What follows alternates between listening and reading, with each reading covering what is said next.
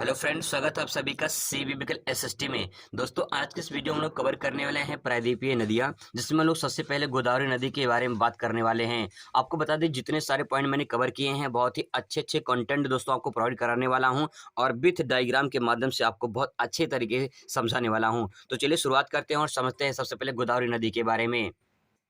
दोस्तों, पहले उन पॉइंट को कवर करेंगे जो ज़्यादा एग्जाम में पूछे जाते हैं। तो सबसे पहले बात करते हैं उद्गम की।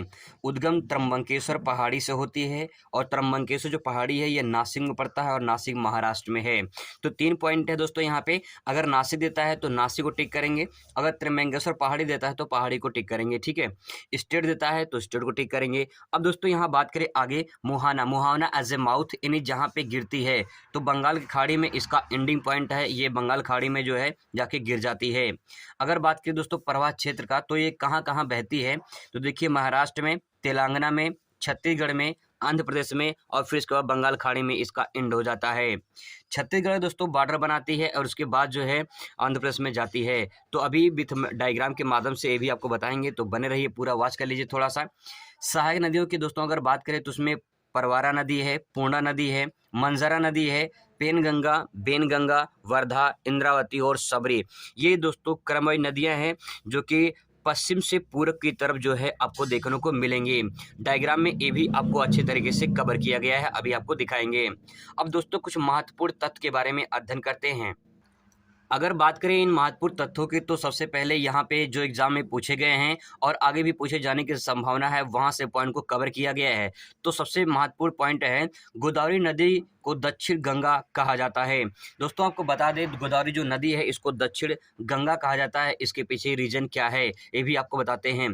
तो सबसे पहले देखिए, गोदावरी जो नदी है ये दक्षिण गंगा इसलिए कहा जाता है क्योंकि इसकी लंबाई जो है गोदावरी नदी की, गंगा नदी जो उत्तर भारत की गंगा नदी है उसके लगभग समान है। मतलब समान कह सकते हैं कि गंगा नदी जो है उसकी 2525 किलोमीटर लंबाई है और उसी लंबाई के साथ दूसरे नंबर पर गोदावरी नदी है। तो लंबाई के आधार पर इसे दक्षिण का गंगा कहा जाता है।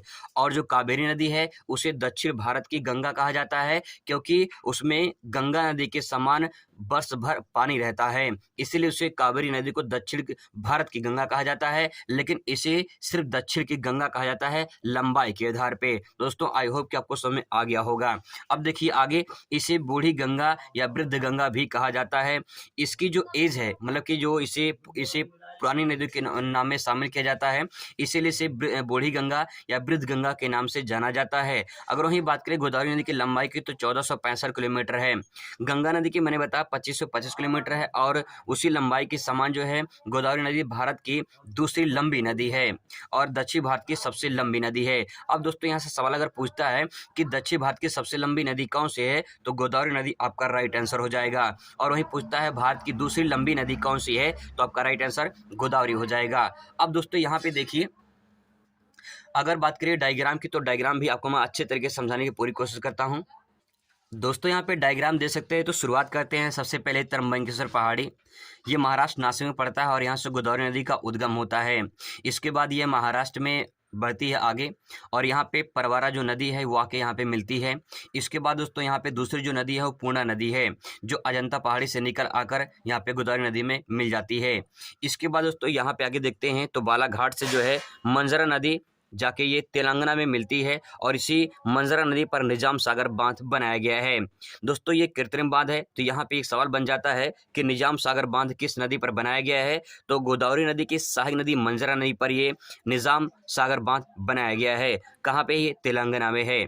आगे देखिए, यहाँ पे देखिए सतपुड़ा पहाड़ी से जो है यहाँ पे पेनगंगा, वर्धा और बेनगंगा, ये कुछ 3 नदियाँ हैं जो निकलती हैं और इसके बाद आके ज्वाइन करती हैं। तो ज्वाइन जो करती हैं तो इसी पूरी नदियों को, शाखाओं को जो मिला के बनती है नदी, उससे बोलते हैं प्राणहिता। तो दोस्तों पेनगंगा, बेनगंगा और वर्धा जो है ये मिलाकर प्राणहिता बनाती हैं। इसके बाद देखिए यहाँ पे अगर बात करें इंद्रावती की, तो ये जो है दंडकारण और जो है दंडकारण से सबरी नदी भी नदी निकलती है और दोनों आके यहाँ पे गोदावरी नदी में ज्वाइन कर लेती हैं। इसके बाद ये छत्तीसगढ़ का बॉर्डर बनाती है और उसके फिर बाद आंध्र प्रदेश में चली जाती है। उसके बाद राजा मुंद्री नामक जो है शहर पड़ता है आंध्र प्रदेश में, वहाँ पे ये 2 शाखाओं में बढ़ के जो है बंगाल खाड़ी में चली जाती है। तो दोस्तों ये पूरा डायग्राम आप दे सकते हैं। तो दोस्तों आज के इस वीडियो में मैंने गोदावरी नदी के बारे में बताया है। अगली जो नदी होगी वो होगी हमारी कृष्णा नदी। बहुत ही अच्छे तरीके से बहुत ही बेहतरीन कंटेंट के साथ मैं आपको प्रोवाइड करूँगा। Thanks for watching.